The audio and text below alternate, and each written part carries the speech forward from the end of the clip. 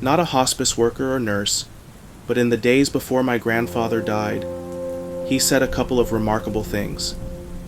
It was obvious he was in the midst of his final decline. He rarely spoke, didn't open his eyes, and had stopped eating, drinking, or passing any waste. We spoke to him all the time, not expecting a response but assuming he could hear us. My dad was in the room with him when, suddenly, my grandfather opened his eyes and raised his arms toward the ceiling. This startling moment caught my dad's attention. Eventually, my grandfather lowered his arms but continued gazing at the ceiling, nodding slightly. My dad, a believer in spirits and the afterlife, asked him, "Dad, who is there? Is there someone there?" My grandfather, with an inquisitive look on his face, as if trying to solve a difficult puzzle, replied, "I don't know." Soon after, still looking at the ceiling, he said, "Father." Of course, his father had been gone for decades. Unfortunately, only hospice workers witnessed the other notable thing he did. While lying there seemingly asleep and listless, two hospice nurses were talking quietly in his room. He interrupted their conversation, saying clearly, "Quiet, my wife is talking." My grandmother had been gone for 5 years. Edit. I had to weigh my options before adding this because it bothers me greatly to talk about. Before my grandfather clearly showed signs that he was about to die, he started to decline mentally. While he had sometimes been forgetful, he was logical and not delusional. But then, quite abruptly, he became irrational, irritable, and unreasonable. After spending 2 years in a nursing home without much protest, he suddenly demanded that my dad remove him.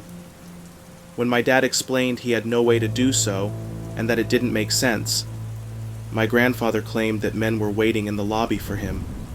He even made my dad go look for them. While he didn't say they were bad men, it was clear this distressed him greatly. He said they were going to burn him up. Coming from someone who was starting to say strange things and wouldn't respond to reason, this might have been dismissed. But when my dad refused to take him out of the home, my grandfather, angry and scared, said something to the effect of, "Fine, you go home now, and we'll see if they let you leave." This freaked my dad and me out. Was this really happening? Seeing this happening to someone we loved, combined with the semi-personal threat, made it all the more frightening. I insisted we get a Catholic priest to visit him the next day. The priest arrived the following afternoon and gave him the anointing of the sick, last rites. Neither my dad nor I were there when the priest met with him, but we knew it had been done. That night, I went to see my grandfather. I'll admit, I was scared. Would he demand I take him out of the home? Would he say frightening things? Would I witness something unsettling? Worse, would something follow me home? When I arrived, he wasn't very lucid. However, we talked about a few things. The whole time, I was bracing for him to start saying scary things, or begging me to get him out of there, but he never did. After seeing the priest, he never mentioned seeing frightening things again and seemed to find peace. This bonus story has been passed down in my family. Friends of my great-grandparents told my grandmother about a woman in their family who was dying. She was surrounded by loved ones, in a vegetative state, unresponsive and seemingly unaware. Suddenly, she opened her eyes wide, raised her arms to the ceiling, and sat up in bed. She exclaimed, "I see the archangel." Then her arms dropped to her sides, and she passed away.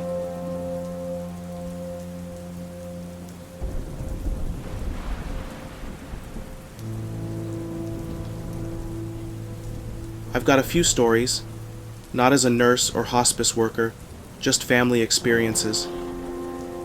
Although I'm not overly religious, I come from a pretty hardcore Southern Baptist family. My great-grandmother was dying and went into cardiac arrest. They managed to bring her back, but she was furious when she regained consciousness.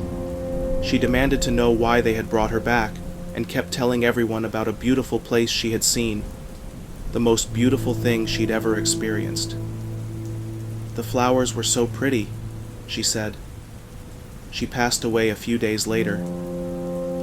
When my great-uncle was dying, his eyes flew open with the most astonishing look on his face. He smiled, closed his eyes, and was gone. My dad was basically comatose during the last 48 hours of his life, as he was dying from cancer. But he kept moving his head, as though looking at something in the ceiling. An ICU nurse told me she knew he was going to heaven, that she could always tell, because people who were going to heaven always looked up, just like my dad was doing. I asked her what happened to others who didn't look up.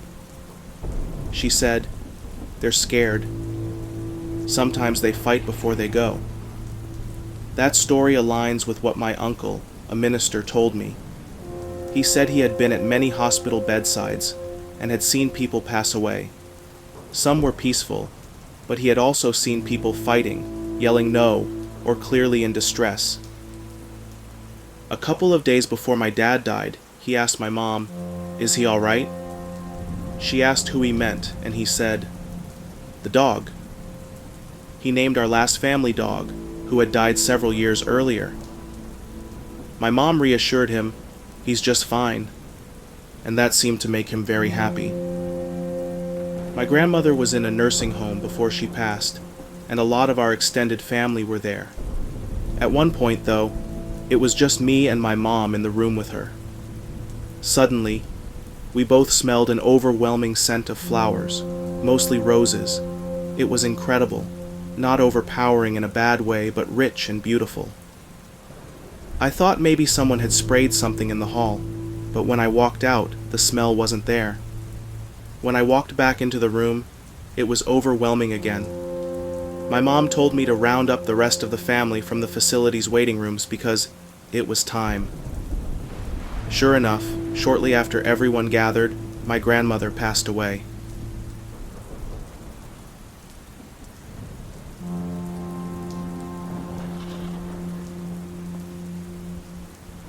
I'm not a hospice worker, but probably the most profound affirmation of my life came while my beloved grandmother was in hospice care. The night she passed away, her room felt electric. At one point, I thought I felt a hand on my shoulder. Thinking it was one of my relatives in the room, I turned around, only to see no one behind me. Her oxygen levels and heart rate stayed relatively stable, so the kind hospice nurse sent us home around 12:30 a.m., saying she didn't think it would be tonight. As I leaned toward her, I grabbed her stiff hands and told her I loved her. To my amazement, she gripped my hands a little tighter. It was incredible because she had been nonverbal and unresponsive due to sedation in her final days. I went back to my apartment and crawled into bed, only to get a call from my mother at 3:45 a.m. The nurse called. "It's time." We all raced back to the hospice facility. As we gathered around her once more, her oxygen levels began to rise again. It was as if she absolutely did not want to leave while we were still there. A true testament to her love for us. The greatest joy of her life had always been having all of us together, and she couldn't bring herself to leave in the middle of it. The nurse told us this wasn't uncommon. People often hold on because they can still feel their loved ones, she said. We left shortly afterward, and my beloved grandmother passed away at 6:15 that morning. This might not be the most incredible story, but her time in hospice deeply changed my perception of death and helped me cope with the loss in many ways.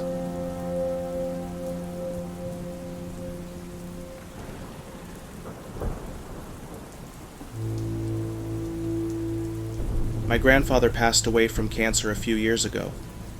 At the time, my mom and I were living in Florida. I was away at college, and she was home with my younger brother. Since we're originally from New York City, where most of our family still lives, my grandfather was hospitalized there during the last part of his life. One day, He slipped out of his unresponsive state and asked for my mom. Fearing this was her last chance to say goodbye, she quickly got on a plane and arrived a few hours later. I left school and drove home, a few hours away, to care for my little brother while she was in New York. What happened next was relayed to me by my mom and the other 8 people in the room. At this point, my grandfather had developed a white, bluish film over his eyes and wasn't communicating very well.